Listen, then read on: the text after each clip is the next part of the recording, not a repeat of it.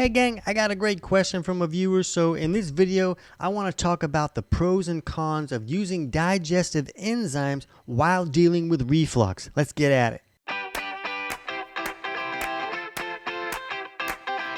TC Hale is not a doctor and does not claim to be a doctor or licensed in any type of medical field. Don't be an idiot and use anything heard on the show as medical advice. This information should be used for educational purposes only, and you should contact your doctor for any medical advice. Now get off me.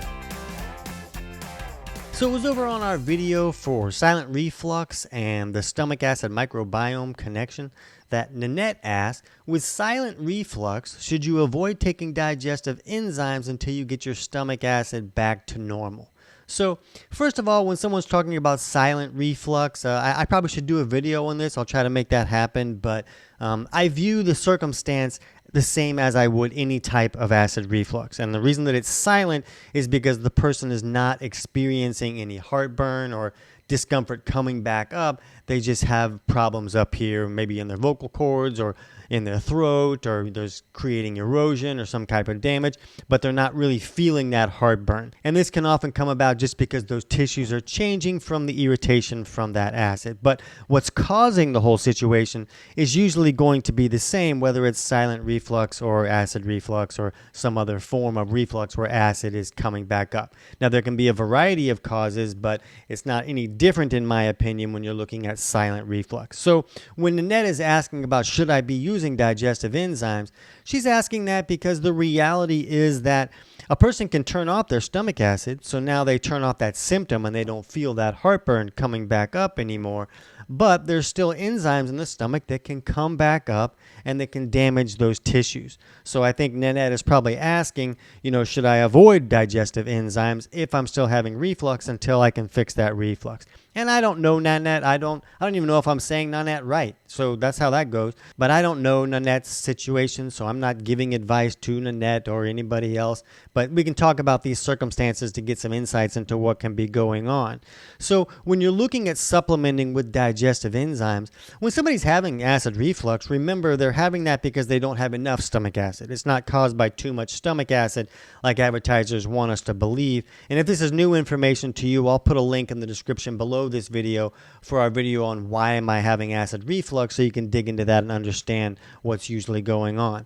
But when there's not enough stomach acid to trigger that LES valve to close in the stomach, then the small amount of acid that's in there is coming back up and burning them. But even if there's no acid coming back up, there can still be enzymes in there that can come back up and can create damage to those tissues in the esophagus or vocal cords. And this is something that happened to me when I lost my voice for 8 years. I was using PPI medications for a long time, turning off the stomach acid, but I still was seeing no improvement because there was enzymes that were coming back up and damaging them. And I had other things going on that were creating inflammation as well. So it wasn't just about enzymes, but this can be a problem for some people. And the most problematic of those enzymes is going to be the pepsin that is made in your stomach. And pepsin usually has to be activated by acid. And so if there's just a small amount of acid in the stomach, enough to activate this pepsin, and then the pepsin comes back up, then that enzyme, remember, is made to break down protein. So that's what our tissues are made of. They're made of protein. So they could be breaking down those protein, which is really just creating inflammation or damage to those tissues. So in that regard, pepsin can be the most problematic of those enzymes.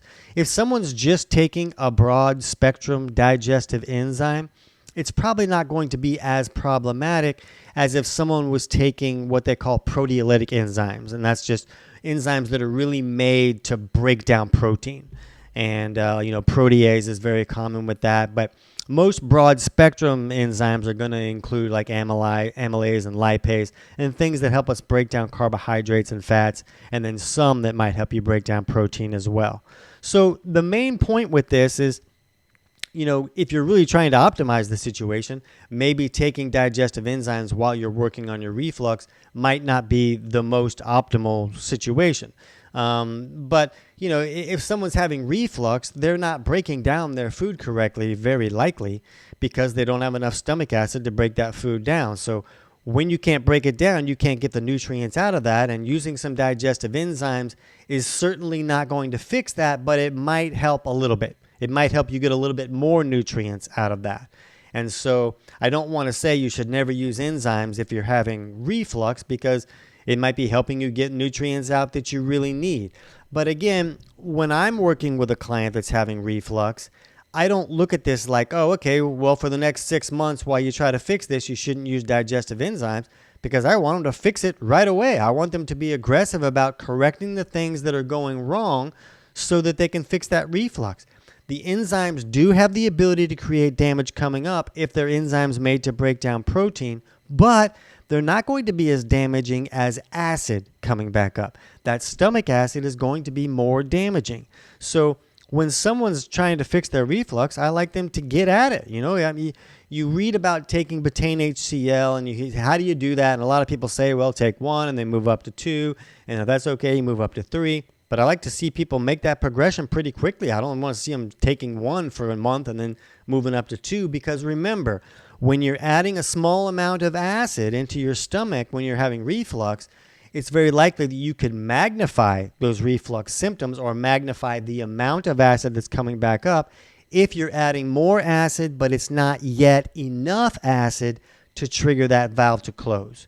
So I like to see people get up to a high enough dose to trigger that valve to close relatively quickly, but they might need to take other steps before they really qualify to do that. So if a person needs to wipe out some type of bacterial overgrowth, they might want to take steps to do that first. Or maybe a person needs to fix other issues before they can really try to acidify that stomach correctly. Maybe a person is having a chronic diarrhea issue and they need to fix their bile flow or other issues that could be creating chronic diarrhea. Because if they try to acidify their stomach more while having chronic diarrhea, there's a chance they could really magnify that symptom. So in that circumstance, they might have to do some work before they could really acidify their stomach. Maybe someone has a hiatal hernia where that valve is being kind of jacked up a little bit from that hernia and it can't close correctly, and they need to work on fixing that. So in circumstances like that, where they might have to do some work before they can really acidify the stomach, then maybe avoiding digestive enzymes during that time is not the worst step. Maybe that could be helpful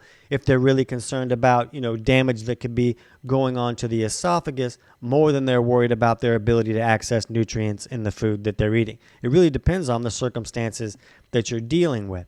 And one thing I wouldn't do is, there's a lot of enzymes that will have a little bit of an acidifier in them just to kind of help you digest your food better. There's one that we use called Digestezyme that has like 100 milligrams of HCl in it. And that's not enough to fix acid reflux for anybody. Most people need to use more HCl than that.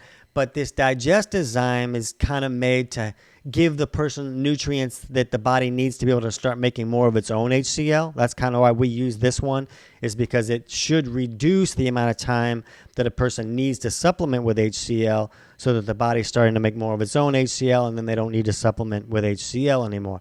But if you're not really acidifying your stomach yet, that's not the type of supplement you would want to use. You don't want to put a small amount more of acid in there, because that's just going to increase the amount of acid that can coming back up. You would probably want to wait until you can really acidify that stomach enough to trigger that valve to close so that that reflux would stop. And you wouldn't want to use an enzyme where they put ox bile in that. That's a mistake. We like to use ox bile away from food. So if you're using an enzyme that has ox bile in it, that you'd want to use something different. That would be another mistake that is very common.